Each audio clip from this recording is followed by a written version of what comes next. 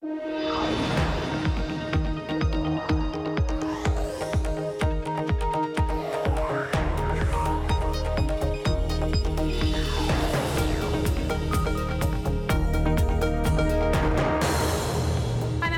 Francisco, and this is Bloomberg Technology. Coming up in the next hour, President Trump stepped back from the brink on China, deciding against the harshest measures on Chinese investments in the United States. We'll discuss what it means for tech companies like Xiaomi and Alibaba.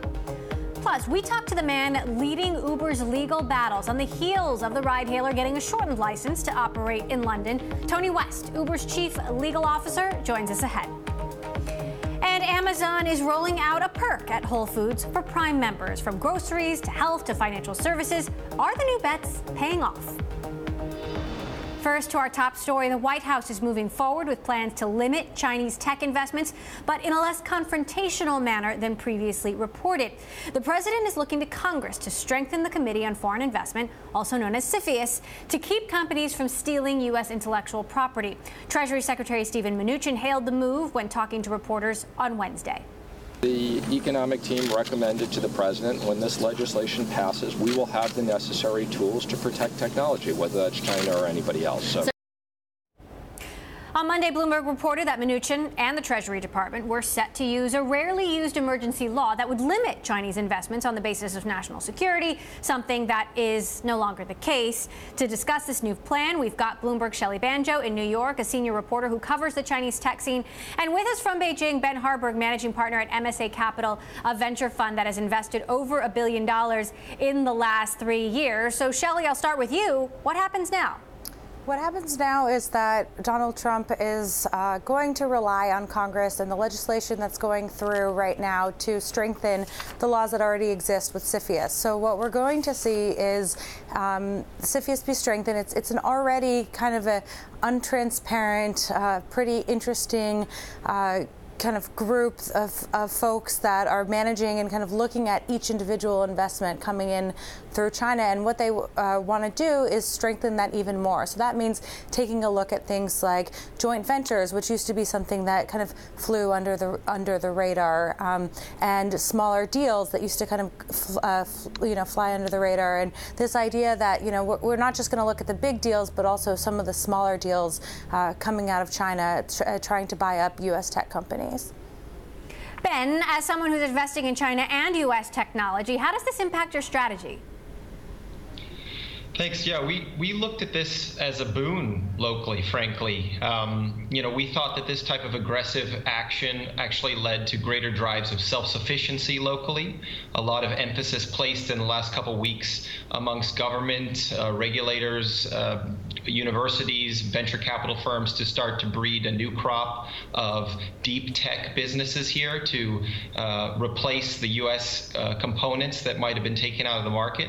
I think this action and things like the ZTE sanctions open people's eyes to how empty a lot of the businesses here when it comes to core tech. And so it really spurred a deep soul searching within the venture and entrepreneurial community here, and led to a push over the last few months towards businesses really being developed, a lot of capital pouring into new areas where we believe we can develop self-sufficiency locally. So not an unexpected move here, but one that I think has started a process where you'll see even more innovation and development in hard tech and deep tech here in China.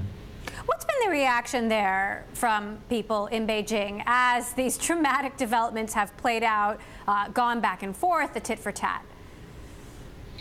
It's been, it's been a bit of a roller coaster. As an American here, I'm often referred to and questioned what the true meaning of all the measures is, and what really is going to stick to the wall and what is not. I think that the overall view here is that Trump is a businessman. He understands the impact that these types of measures would have both on U.S. businesses as well as the shareholders there. Likewise, many of the Chinese businesses are obviously backed by venture capital firms, much of that money coming from U.S. investors as well. And so the view here was that while a lot of these what we call extreme pressure measures were being used, ultimately a way would be found so that a lot of the impacts of these statements would be mitigated, and so ultimately not huge damage done to local businesses. We are, of course, already hearing from lawmakers. Take a listen to Senator John Thune, who is on the Senate Finance Committee. I think that this is a better course of action, and they indicated that they're going to use a legislative approach as opposed to what they were talking about previously, and I think that makes more sense. And if you look at the concerns that we've had about potential retaliation from China with respect to what the administration had been proposing, I think this is sort of walking back from that a little bit, and to me represents a more thoughtful, logical approach. Shelley, what exactly are we expecting in terms of legislation to come out of Congress? Well, we're expecting this kind of souped-up CFIUS bill and legislation, and it's going to mean more. It's going to be basically more scrutiny, more staffing involved at CFIUS, more scrutiny over the companies that are, engaging in these deals. And we've already seen the impact. So we've already seen deal flow in China from Chinese companies and acquirers into the U.S. go down. We've seen some venture capitalists pull back, Chinese venture capitalists pull back a little bit. And, the idea is that, maybe that's going to happen more if the U.S. increases the scrutiny. But to Ben's earlier point, there's nothing like telling someone you can't do something to kind of rev them up to do more. And so if you're going to tell Chinese companies, like, you can't invest in our businesses, you can bet that's going to rev some of these entrepreneurs up to say, you know what, maybe we don't need to invest in U.S. startups. Maybe we need to double down and create our own technology. And so, it's going to be interesting to see what happens next. Is this stick going to actually end up spurring even more tech and more innovation in China than what people were expecting in the first place? Well, and we've already seen Chinese IPOs not performing perhaps as well as expected. Take a look at my Bloomberg here, and this chart showing recent HK-listed IPOs. We do have Xiaomi coming up, and Ben, you were an early investor in Xiaomi, and I understand the founder of Xiaomi is an investor in one of your funds. Any concerns about how Xiaomi will perform, given now that we know some of the financials, which aren't perfect? Yeah, it's not an easy time to come out right now. As you mentioned, a number of underperformers in Hong Kong, this new regulations around CDRs in China, and that option being taken off the table for mainland investors, certainly frustrating many. And so not an easy time to come out. And that's certainly complicated by the fact that Xiaomi are a new species. They're a company that don't fit any of the usual metrics and valuation methodologies, and certainly company profiles that most in the public markets understand. It's a hardware company. It's a software company. We do IoT, e-commerce of services. So it's difficult to put one finger on it. And the net result is that I think a lot of people are scratching their heads today, both institutional as well as individual investors, trying to figure out how really it should be valued. And what about another potential big one coming up, Meituan? What are your thoughts on that? Sure. Yeah, it's another one of our companies, and one that we've been very bullish on for quite some time. A little bit more understandable to Americans, or at least global investors, on the basis that it's very much an aggregation of a lot of the services that we already know, a kind of Amazon of e-commerce services. So your food bookings, your kind of ride hailing, tickets for shows, flights. The numbers still really powerful there, the types of numbers that they've generated. They've gone up more than 700% over the last 3 years in terms of revenue, while halving their losses. So I think that company is well positioned for an IPO still to come out, a little bit more understandable, and with a lot of momentum around that business that maybe Xiaomi is starting to feel a little bit less of. MSA Capital Managing Partner Ben Harburg and Bloomberg's own Shelley Banjo. Thank you both. Tesla CEO Elon Musk, meantime, is continuing his beef with anyone who has a negative outlook on Tesla. This time, instead of it happening on a conference call, it was a company-wide email obtained by Bloomberg. Musk said that a bearish Goldman Sachs analyst is in for a, quote, rude awakening. The analyst said he expected Tesla to deliver only 22,000 Model 3s, short of the consensus 28,000. Neither Tesla nor Goldman Sachs have responded to this story. Coming up, we'll hear from Tony West, Uber's chief legal officer, on what it's like to have one of the most challenging jobs in Silicon Valley. And if you like Bloomberg News, check us out on the radio. Listen on the Bloomberg Radio app, Bloomberg.com, and in the U.S. on SiriusXM. This is Bloomberg.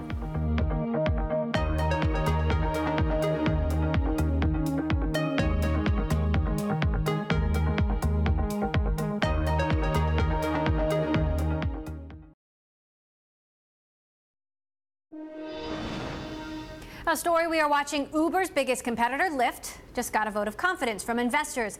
A $600 million funding round led by Fidelity Investment boosts the valuation of America's #2 ride-hailing service to $15.1 billion. That is double Lyft's value from just a year ago. The money will allow the company to better control the timing of its IPO. Now, larger rival Uber has been facing a slew of legal issues around the world, including multiple criminal investigations right here in the United States. But the company has pledged a new modus operandi under new leadership, including Chief Legal Officer Tony West, who was recruited by Uber CEO Dara Khosrowshahi. I just spoke to West about how he is tackling his big challenges ahead at an event hosted by Bloomberg Law in San Francisco, and asked him about the company finally getting its 15-month license to operate in London. It's definitely a win, and it's a win, though, but it's a win that requires us to walk the walk and to demonstrate that we are, in the words of the license, fit and proper. And I believe that we would not be here at this point had we not, in the preceding 7-8 months, where Dara, I think, really engaged in some extraordinary personal diplomacy. We would not, and there's been a lot of other things, changes, significant changes, structural changes, compliance changes that we have made to the way that we operate. We would not have gotten to this point had, I think, TfL and other observers really sensed a change in the way that we approach that market. You are working with regulators in Tempe, Arizona, where a self-driving Uber killed a pedestrian. We have heard that the driver was watching The Voice on Hulu. Can you share any updates on that investigation? Well, I can't really get into any details on that. We are cooperating with the NTSB, and I do want to say that what happened to Ms. Hertzberg and that was just a tragedy for her and for her family, and it's something that really shook the company. The folks who were working in the ATG unit, again, just brilliant people. Many came from Carnegie Mellon to kind of work on this new technology. The reason they're doing it is because they believe, and I believe, and I think many believe, that ultimately an autonomous vehicle is going to be safer than a vehicle driven by a human. And there's a lot of reason to believe that that will ultimately be true. That journey, though, is a difficult journey. And so when this happened, it shook people to the core. But we continue to work with the NTSB, cooperate with the NTSB on their investigation.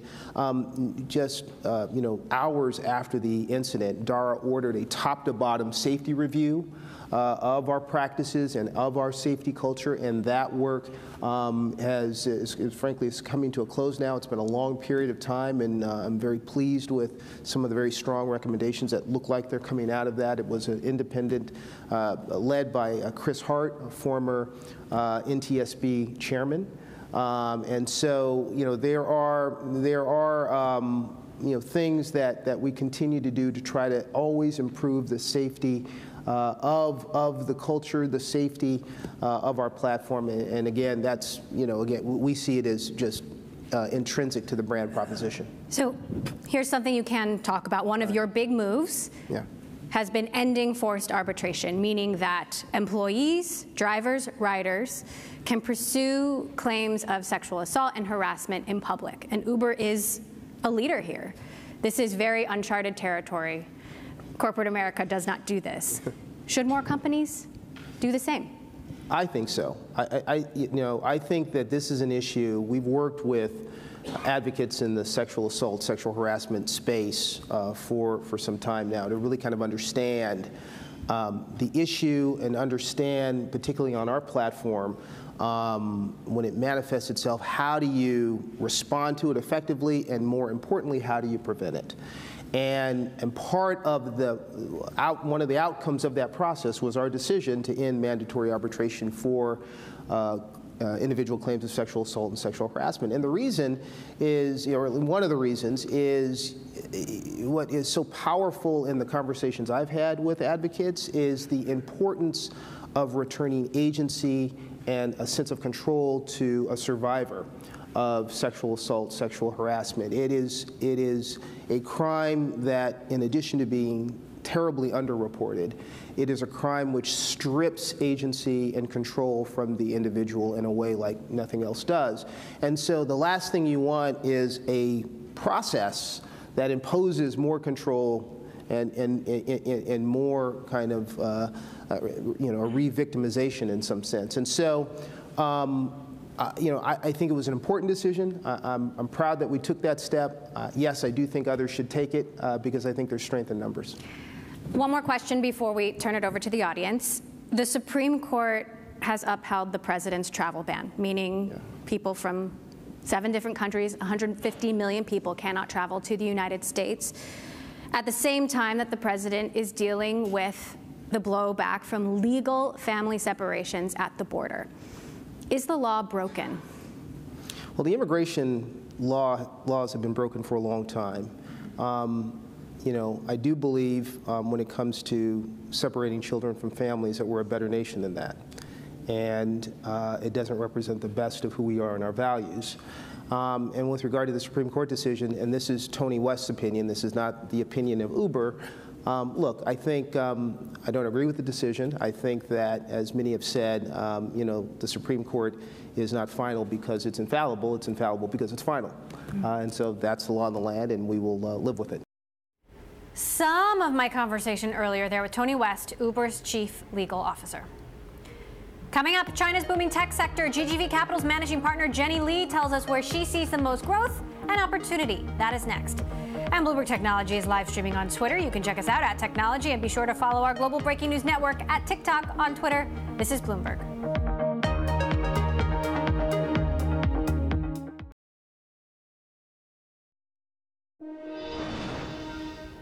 Airbnb, Xiaomi, Alibaba, Didi, Grab. They are among 22 unicorns that have one thing in common: investments from GGV Capital, a VC with nearly $4 billion in assets under management. And one of the driving forces behind the company's success is managing partner Jenny Lee, a frequent presence on Forbes' Global 100 Midas list, and one of the top women on the list, number 10 overall, in 2015. She sat down with Bloomberg's Tom McKenzie in Shanghai as part of our Venture China series to explain where she sees the most growth in the Chinese tech sector.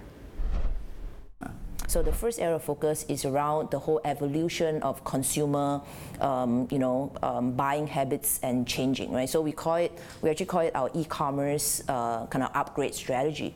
So in this area, we have invested in, some of our earlier deals includes companies like Alibaba, companies like Wish that does cross-border e-commerce. What we are seeing new innovation that's happening is actually in offline disruption. So the online companies are leveraging data that's been collected from consumer to now try and serve them better, not just online through just e-commerce, but also offline in terms of what they are shopping and buying offline. So this is happening in formats like smart unmanned, convenience store. So that's a big piece for us, online e-commerce, integrating into offline and disrupting the offline traditional experience with data. The second area of growth for us is always around social. So if you think about, sitting in the US, before we always like to say, if you're a VC who finds a Facebook every 10 years, then you're great. But you can only find a Facebook every 10 years, right? Whereas in China, you can always find like a Facebook-like type of a business model every 3 to 4 years. Every 3 to 4 years, there's always new social disruption, whether it's in the form of short-form video, whether it's in the form of live streaming video. But the key, it's actually content and feature-driven and targeted towards each of these different segment of users. We have investments in companies that's the #1 fitness app in China. We have investment in a company that is the #1 square dance app in China, targeting the women that I talked about. We have another investment in a company that only targets the Generation Z. I think there's quite a bit more room for growth within social, and therefore expect to see these companies maybe taking that model overseas as well. Do you think some of those examples around social can be moved overseas? Because we haven't seen that many success stories of Chinese social tech migrating overseas successfully. Well, it's starting to happen. We have an investment in a company called Musical.ly. Chinese company based in Shanghai, but they launched the app in the US a couple of years ago, and it's like the top 5 or 10 social app in the US. Recently, the company was acquired by Toutiao, but it's really an example of a Chinese featured, Chinese developed app, making it and becoming #1 in the US market. In fact, we've also seen Chinese apps, social apps, not just going to the US like Musical.ly, but they're also going to Southeast Asia. For example, YY, which is a Chinese company, has a similar app called Bigo, which is one of the largest social app in Southeast Asia. How many exits are you looking to pull off by the end of 2018? Over the last 2 years, I've had over 6 M&A exits. This year it's going to be IPO. So this year the firm has around 6 to 7 companies preparing for IPO, both domestic and overseas market. And I have 4 of the portfolio companies on the board of them. Given that you are based both in Silicon Valley and here in China, how do the Beijing-Washington trade tensions play into your decisions? Are they having an impact on the way you operate? Well, so we are watching the development very, very carefully right now. We need to know which direction this is going to go. I think that in the short term, we feel that both countries will not benefit, right, from increased trade tension. Longer term, though, China may come out ahead. GGV Capital Managing Partner Jenny Lee speaking to Bloomberg's Tom McKenzie in our Venture China series. Coming up, Amazon Prime members nationwide can now use discounts at Whole Foods. Behind the company's discount rollout and how it will benefit shoppers. Next, this is Bloomberg.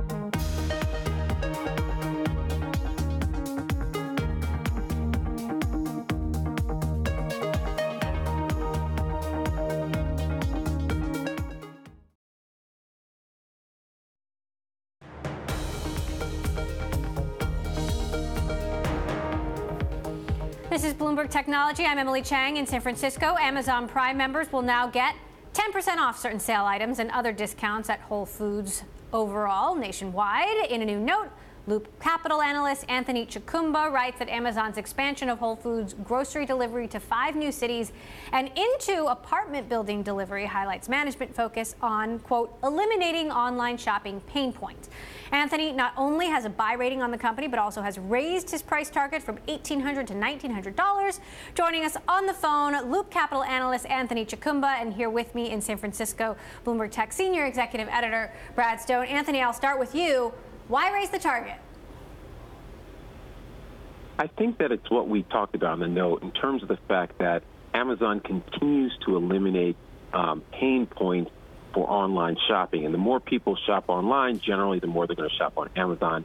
Amazon has over 40% market share in terms of U.S. online purchases.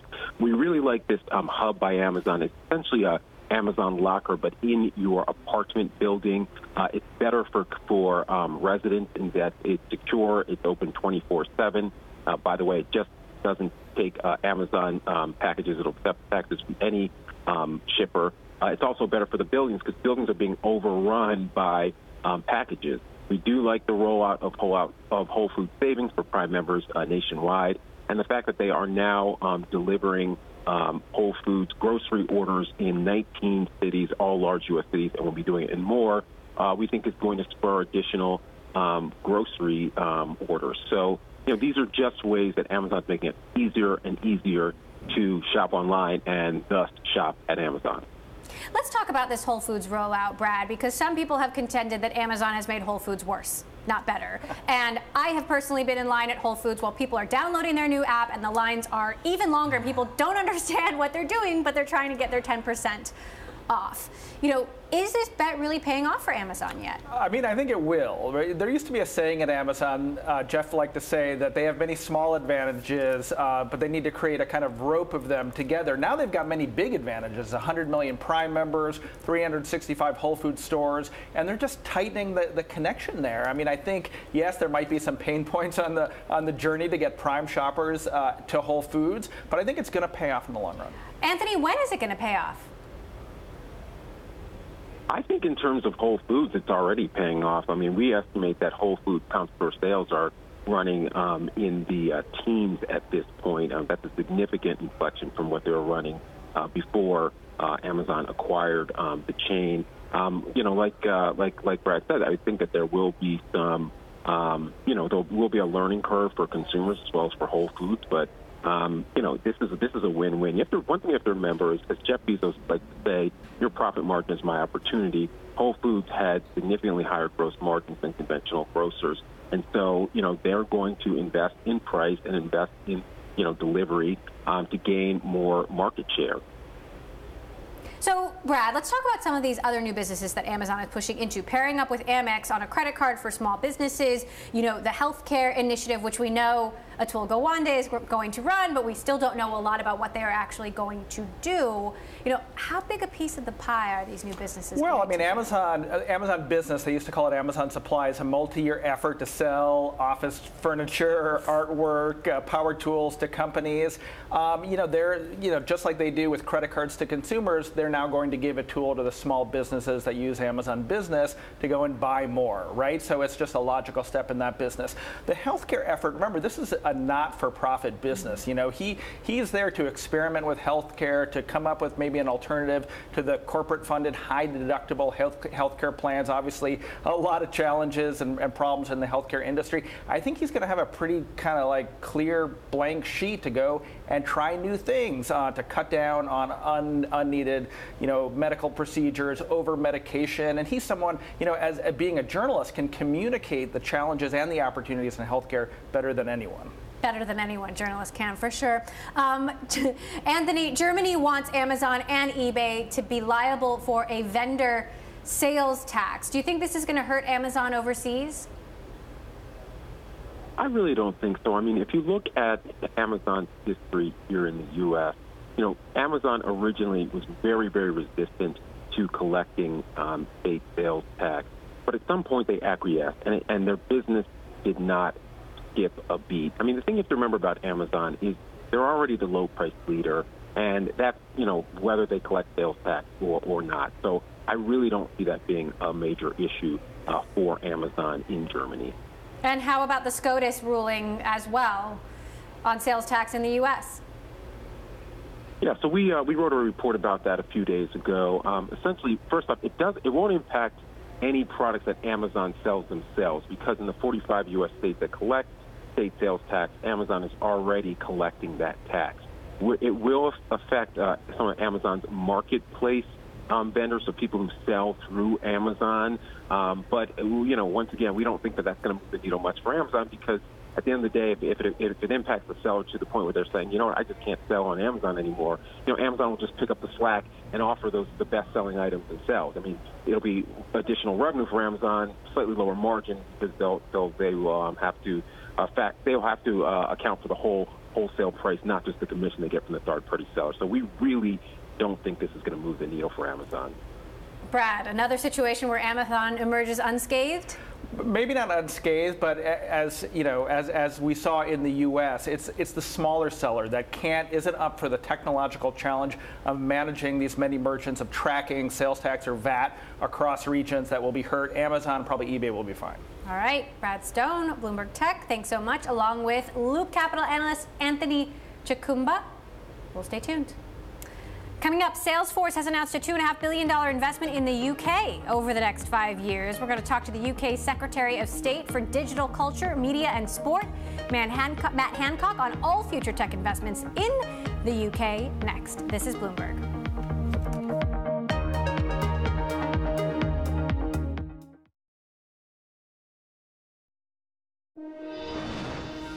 Once again, the UK government is making it a point to show off the country's tech scene. Despite the distractions of Brexit, the UK is hoping to secure the economic rewards of being a destination for AI and cybersecurity investment and implementation. This week, it helped unveil the London Cyber Innovation Centre just weeks after announcing billions of new investment dollars in the tech sector from overseas, with Salesforce among the international companies showing some love. Bloomberg's Caroline Hyde in London has more. Caroline? Yeah, Emily, great to see you. And of course, it's right. The cloud computing company Salesforce announced $2.5 billion investment into the UK over the next 5 years. Now, I got the chance to sit down with the UK Secretary of State for Digital Culture, Media and Sport, that is Matt Hancock, at the opening of the London Cyber Innovation Centre. And I got to ask him, well, how much he thinks tech giants are willing to keep on investing into the country. Large technology companies from across the world not only are welcome here to invest, to expand their operations, but they're doing so with great pace. Salesforce, you mentioned, over the last 2 years, we've had major investment decisions from Apple, Google, IBM, Amazon, a couple of weeks ago, further news from Amazon, Samsung opening their facility in Cambridge. There's massive investment. As I say, it doubled from 2016 to 2017, the tech investment in the UK, and we want to keep it pushing in that direction. What about the regulatory environment? Because at some points, people, particularly the Silicon Valley tech giants, look at the EU in particular and feel, we're being slapped with fines. We feel that copyright law now is going to tackle the likes of Facebook and Google. How much do you think the UK's regulatory environment is a blessing or a curse for some of these big companies? Well, we think there's an opportunity here too. The UK traditionally has got a good track record of writing regulation that both gives us a framework within which people can operate, but also is very strongly pro-innovation. I take the regulatory sandbox that the FCA has developed for fintech as a world-leading example of, yes, of course, having regulations because financial products do need a level of regulation, but also allowing for innovation, having the presumption that something's okay, and if there's a problem, the regulator will have a conversation, as opposed to the other way around, that you have to have something approved before you can move anywhere. So we have a very pro-innovation regulatory stance. We're constantly changing the law to try to update that. For instance, before Parliament today, there's the autonomous vehicles bill, and that will help to make us a great place to run autonomous vehicles safely and securely in the interests of citizens, but harnessing the new technology.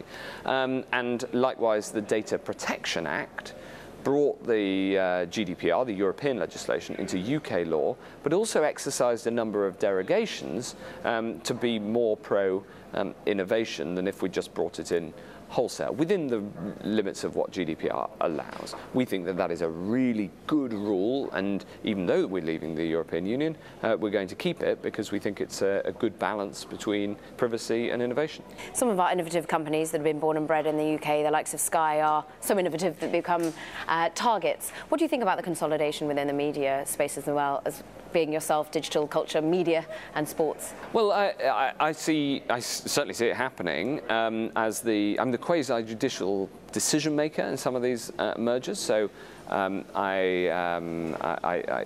very careful to ensure that the decisions are taken clearly and objectively based on the evidence. We obviously had a very detailed process with Ofcom and the CMA looking at the Fox takeover of Sky. The final details of how that can work without causing problems in terms of media plurality are now out for consultation for the next week or so before we come to a final decision. Also, the Comcast proposed takeover we looked at and decided that didn't raise concerns. So that's now there'll be a takeover contest. Should that proceed as billed, and I think that the position that we take in the UK, that the government doesn't take a strong view on these mergers generally, outside of these specific rules, both competition and media plurality and the media rules around mergers. I think the fact that the politicians don't then express a view between different potential bidders, I think that is a real strength for our economy. It's one of the reasons we get so much investment here, and so I'm going to keep abiding by it. That, of course, was Matt Hancock, UK Secretary of State for Digital Culture, Media and Sport. Emily. All right, Caroline, while I have you, you did talk all about the current climate of media consolidation. Disney, of course, has won antitrust approval for its $71 billion sweetened offer to buy 21st Century Fox's entertainment assets. It's agreed to sell Fox's regional sports networks to resolve DOJ concerns, which is, of course, bad news for Comcast, which is reportedly trying to recruit private equity investors to back up its efforts to acquire a chunk of Fox's film and TV businesses. Caroline, it does seem that Disney is always one or even two steps ahead of Comcast here. And in fact, some of the exciting meetings between Bob Iger and James Murdoch have happened in London. I know, interesting that we become the epicenter of all things media, and I think it's notable that you're right. Disney's getting the bigger offer in there, $71 billion, topping that of Comcast, and I think one of the things Comcast rather prided itself with in the whole race was that it was more likely to get regulatory approval. Well, today it seems that that's a two-horse race. It can't win in that respect either. Fox saying, look, of course, Disney will sell off some of those key assets. They will get rid of Fox's 22 regional sports networks, as you say. So the deal could go through. I think what's interesting now is that will we see Comcast come back with a bigger amount than $71 billion? At the moment, it's just 65 that they've offered. And who will be the private equity that could come in and maybe buy the US portion of Fox assets? Meanwhile, it seems to become ever more evident that Comcast is actually really interested in the international side of Fox's business. All right, Bloomberg's Caroline Hyde in London. Thank you so much for that context. Coming up, is an Ivy League degree still worth the cost? As technology disrupts higher education, we sit down with outgoing Harvard president Drew Faust. This is Bloomberg.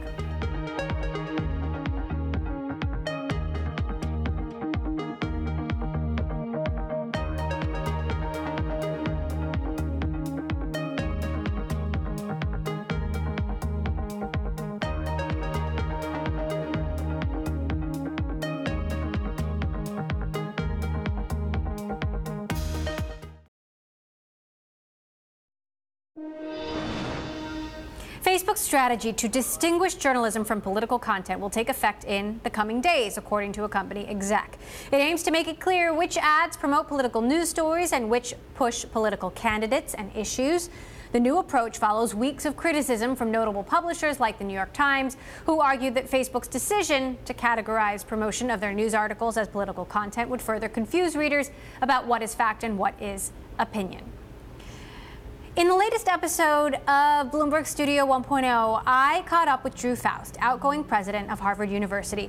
We covered a lot of ground, as she has led the prestigious university for over a decade, and talked about her record, raising record-breaking amounts of capital, tackling thorny issues like immigration and same-sex social clubs, all while fighting to prove that an Ivy League education is still worth the rapidly rising cost. This is such a great and important question, and one that we've all struggled with, because we compete based on the experience we can offer students, the resources we can offer faculty for their research and teaching. We don't compete on cost. And so the way higher education is organized financially, there is not that sense of pressure to bring down cost.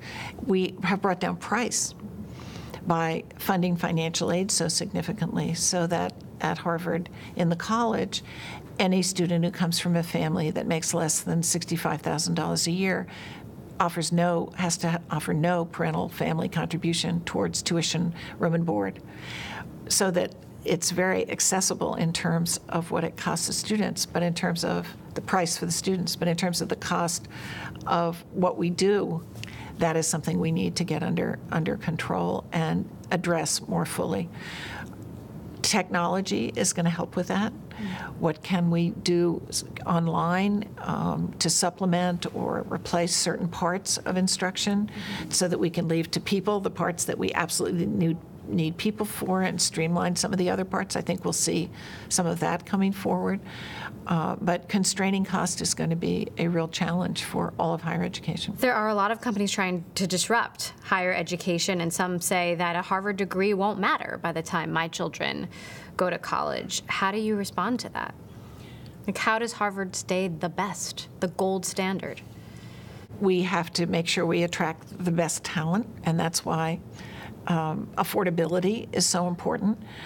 I also believe that the experience, and you've had this experience, so maybe you can testify to it, the experience of being in that community, living in that community with other students from whom you learn probably as much as you learn in any class you take, that is the core of what a Harvard education really is.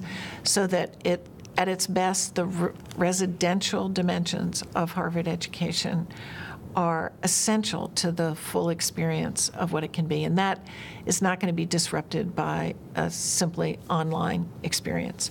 You can learn a lot from an online experience, but what you're learning is about the subject matter of the online experience. You're not bumping into somebody in a corridor and finding that they challenge you in ways that you never expected, or that the ways they're different from you expand your understanding of the world. That is such an important part of what happens both in and outside our classrooms. There's a sense here from the heart of Silicon Valley that Stanford has surpassed Harvard, especially when it comes to technology and becoming a feeder for the biggest and most powerful companies in the world. Is that a fair assessment? Of course not. Of course not. We are different institutions, and I think that's a great strength of American higher education, is that there are different emphases and different opportunities that institutions like Stanford and Harvard can offer.